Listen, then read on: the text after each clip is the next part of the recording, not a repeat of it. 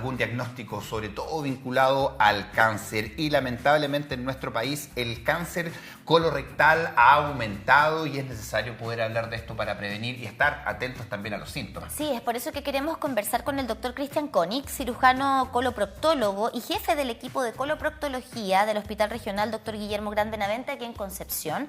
El día lunes 31 de marzo se conmemoró un nuevo Día Mundial contra el Cáncer Colorectal y como tú bien dices, al menos ya el Observatorio Global del Cáncer da cuenta que en Chile la cifra de pacientes que padecen esta enfermedad se ha duplicado. Doctor, ¿cómo está? Buen día. Hola, buen día. Hola Camila, hola Luis, ¿cómo están? Bien, aquí interesados, pero también ocupados para poder prevenir, para poder anticiparnos. Ayer estuvimos hablando sobre un libro también, a propósito que se llama Tengo Colon, para poder contarnos el trabajo del colon, qué es lo que hace, y también que las personas sepan que todos tenemos colon, finalmente, y que podríamos generar algún tipo de problemas, para que nos cuenten precisamente hoy día cuál es la relación que estamos teniendo y que está complicando tanto a nuestro colon y que está llevando incluso a aumentar los cánceres colon-rectal. Sí, bueno, eso, como ustedes bien lo comentan, se ha visto un aumento no solamente en Chile, sino que es un aumento en realidad que es global, ¿ya? El cáncer tanto de colon como de recto, se habla en general, se habla de cáncer colorectal, ¿ya? Pero son dos entidades que son diferentes. Actualmente en el mundo el tercer cáncer más diagnosticado, ¿ya? En Chile tenemos la estadística incluso un poquito más elevada, es el segundo cáncer más diagnosticado, ¿ya? Y lo que llama más la atención es que se ha movido a edades un poco más jóvenes, y eso es lo que es más preocupante, ¿ya? La región del Biobío dentro de Chile es una de las que tiene las tasas de detección o de prevalencia más alta de cáncer colorectal, ¿ya? Y como te digo, esto se ha movido un poco a edades más jóvenes, que es lo que lo vuelve un poco más preocupante. Sí, y ahí es importante entonces, doctor, conocer cuáles son los factores que podrían llevar a que una persona desarrolle cáncer colorectal y cómo podemos prevenirlo. Mira, es muy importante ahí definir dos cosas. Hay condiciones ya propias del paciente que van a hacer que tenga un mayor riesgo, ¿ya? Hay algunas enfermedades asociadas como es la enfermedad inflamatoria intestinal, la poliposis adenomatosa familiar, ¿ya? Y algunos síndromes genéticos básicamente que pueden aumentar el riesgo de tener cáncer colorectal, sobre todo a edades un poco más jóvenes, ¿ya? ¿Cuáles son los factores de riesgo que tiene toda la población en general, independiente que tenga o no estos antecedentes, que son un poco un grupo que se escapa al tamizaje o los pacientes habituales, ¿ya? La falta de ejercicio físico, la obesidad, el aumento de consumo de carnes rojas o alimentos procesados, el bajo consumo de fibra, de frutas y verduras, bajo ingesta de líquidos, ¿ya? En el fondo, todo lo que tiene que ver con hábitos de vida menos saludables, ¿ya? Y la dieta, al parecer, tiene una correlación directa, ¿ya? Porque es lo que hemos visto en Occidente. En Occidente ha aumentado la tasa, y en los países más globalizados, en el fondo los países más industrializados, también ha aumentado la tasa de cáncer colorectal. Sí, ¿ya? bueno, lamentablemente... perdón. Sí. Mira, con respecto a la pregunta de cómo prevenirlo, eso es una pregunta que es súper importante, porque en general el paciente espera tener algún síntoma o espera tener que fijarse él en algo, ¿ya? Que lo haga consultar o pensar que puede tener esta patología, ¿ya? Y eso acá en el cáncer colorectal es muy... está muy bien estudiado, digámoslo así, ¿ya? Donde uno puede hacer, un tamizaje o un screening activo, que se llama. Y uno lo que va a hacer es buscar dirigidamente lesiones precursoras de cáncer, que en este caso, en el 85% aproximadamente de los pacientes, son los pólipos de colon o de recto, ¿ya? Para eso el paciente no tiene que tener síntomas, ¿ya? Sino que lo que hay que hacer es individualizar el perfil de riesgo del paciente. Idealmente, desde los 45 años, ocupar test de sangre oculta en deposiciones o colonoscopía, y si el paciente ha tenido antecedentes familiares de cáncer menores de 50 años, por ejemplo, hacer la colonoscopía 10 años antes del caso índice, ¿ya? En general, en el cáncer colorectal, cuando nosotros nos vemos enfrentados a un paciente con síntomas, En general estamos en presencia de una enfermedad que ya está un poco más avanzada de lo que uno esperaría, ¿ya?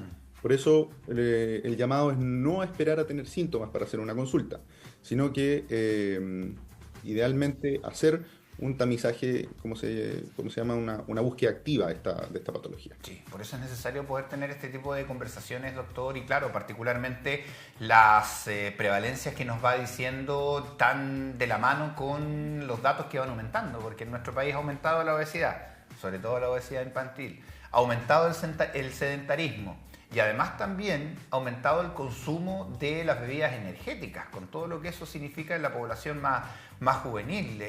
También preguntarle con respecto a el recto y el cáncer de recto, porque por ahí todavía hay muchas personas que piensan que eso le podría dar solamente a aquellas personas que son, por ejemplo, homosexuales, que tienen relaciones sexuales a través del ano, pero entiendo que no es así, no es excluyente.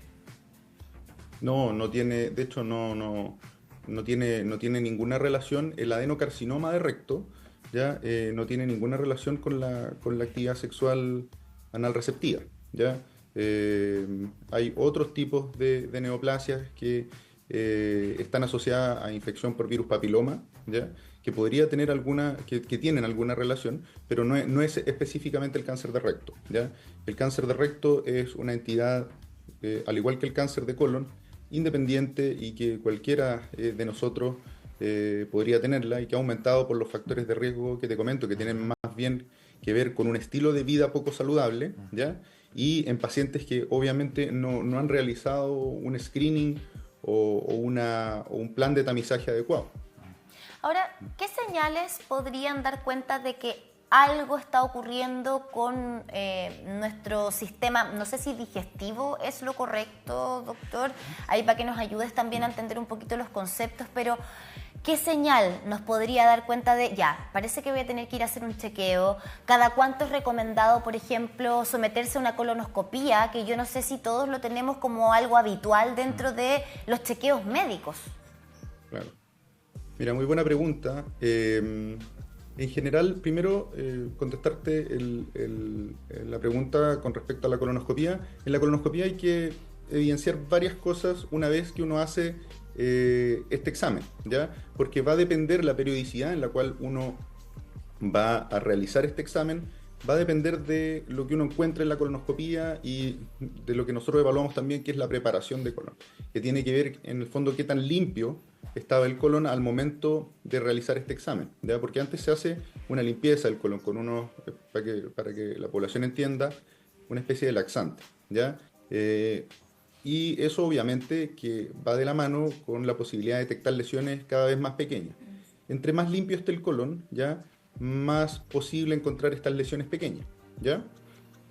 Si el colon está muy bien preparado y es un colon que está sano, donde no encontramos ninguna lesión, la colonoscopía es segura en pacientes que tienen un perfil de riesgo estándar, digámoslo así, ¿ya? La colonoscopía perfectamente la podemos hacer cada 10 años, ¿ya? Es un examen que no necesariamente se hace de forma muy periódica. Distinto es si la preparación no es completa, si encontramos algún pólipo, esos periodos de seguimiento pueden ir variando y pueden irse acortando.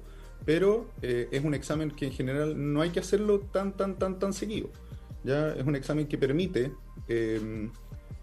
hacerse cada periodos de tiempo más bien prolongados, y esto tiene que ver básicamente porque el tiempo que demora este pólipo en transformarse en un carcinoma invasivo o en un cáncer ya tarda varios años, ¿ya? Y por lo tanto nos da este tiempo prolongado para poder hacer el estudio de forma adecuada.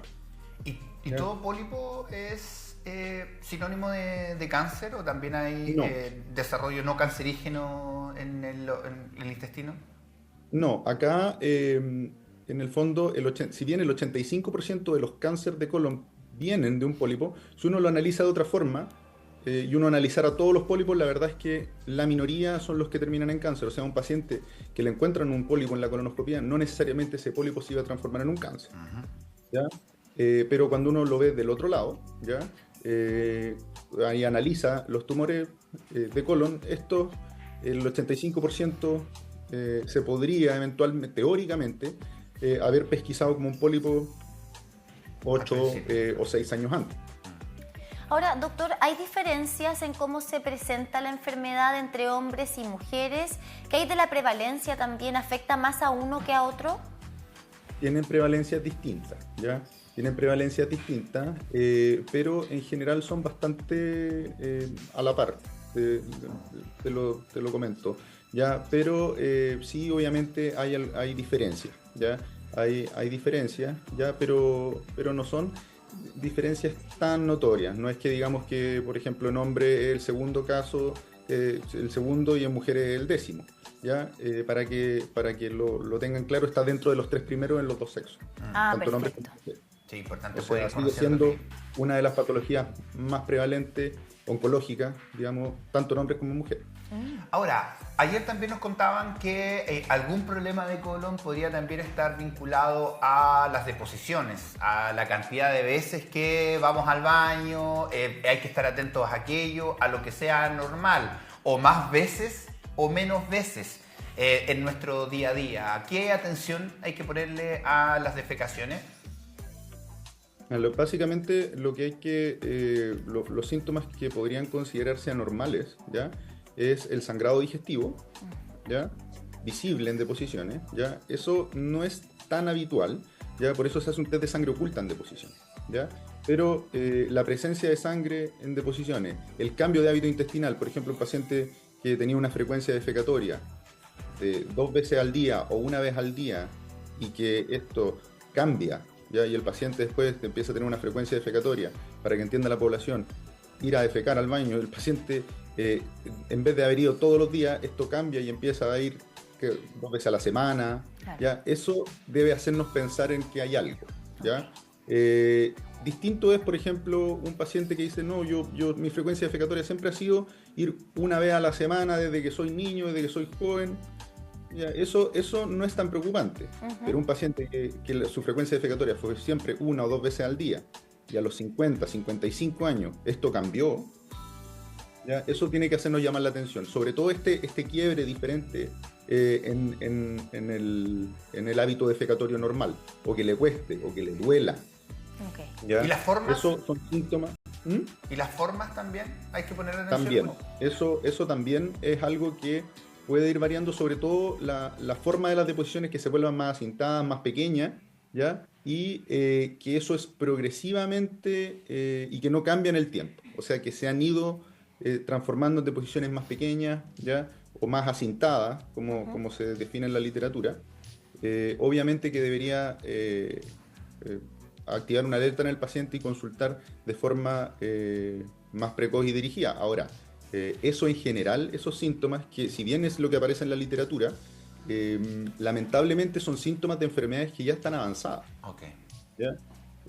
Por ejemplo, si nosotros hacemos el símil, por ejemplo, con Japón.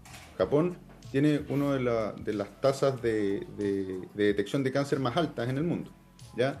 Pero ellos, a diferencia nuestra, se invierte la proporción de pacientes que lo encontramos en etapas iniciales y en etapas avanzadas, ¿ya?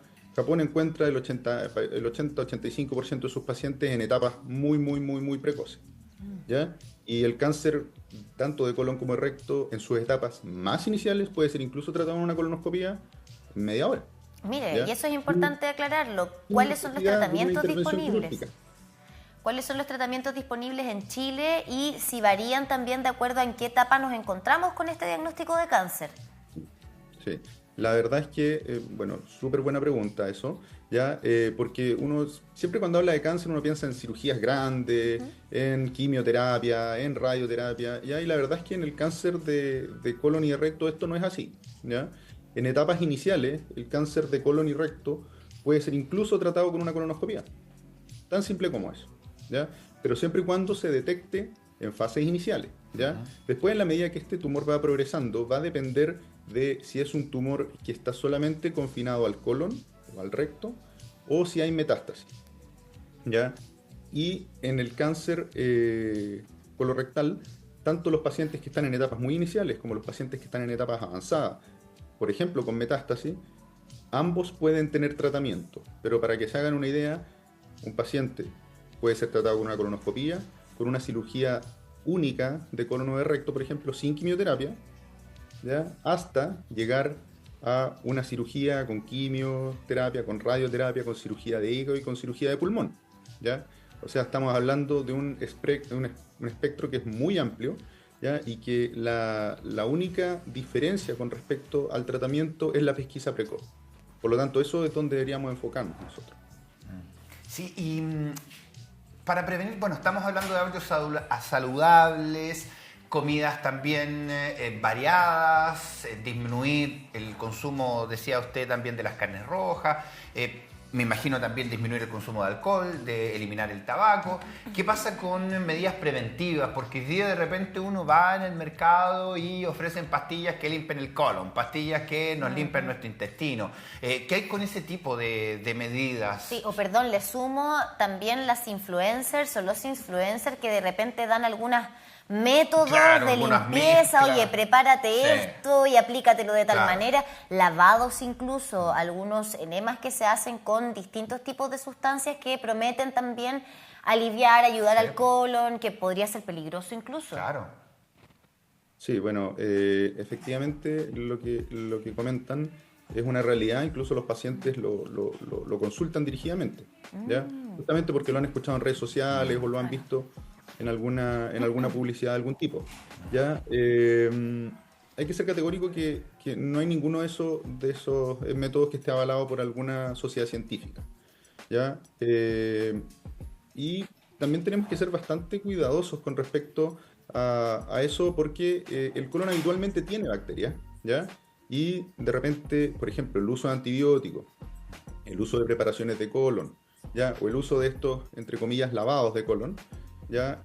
Pueden alterar esa microbiota o esa flora normal que tenemos en el colon, que es parte de nuestra protección y de nuestra barrera natural que tiene de protección el colon. Así que ojo también ahí, o sea, no intentar, digamos, o buscar métodos que no han sido validados, ¿ya? Porque finalmente puede traer consecuencias más bien deleterias que algo beneficioso. Sí, por eso le agradecemos, doctor, por estar acá, por esta conversación que va a quedar en las redes sociales para poder prevenir también, entendiendo, como dice usted, que lamentablemente en la región del Biobío es donde más ha aumentado también el diagnóstico de cáncer colon rectal. Gracias, doctor, un abrazo. Muchas gracias a ustedes por la invitación. Hasta pronto, doctor. Son las 10 de la mañana en punto. Llega el momento de separarnos. Pero antes queremos anunciar a los flamantes ganadores y ganadoras de las 5 entraditas dobles que sorteamos hace un rato a través de nuestro WhatsApp. Ya tenemos los nombres de quienes van a poder disfrutar este día sábado, 5 de abril, a las 19 horas en el Teatro de la Universidad de Concepción, de un tremendo show sinfónico. Ganadores son... Margarita Merino. Margarita Merino, felicitaciones. También felicitamos a Gonzalo Larraín, otro ganador. Bien, y Cisternas, también te llevaste entradas. Yasmín Veloso o Jazmín Veloso. Jazmín, claro, Jazmín también. Veloso. Y Carla Andrade, los 5 dedos más rápidos de esta jornada. Exactamente. Gracias, por supuesto, ahí por escribirnos y esperemos que disfruten de este concierto sinfónico que es maravilloso. Ahora sí, Javier Miranda. Ahora sí que sí, 10 de la mañana con un minutito, nos separamos cortito en una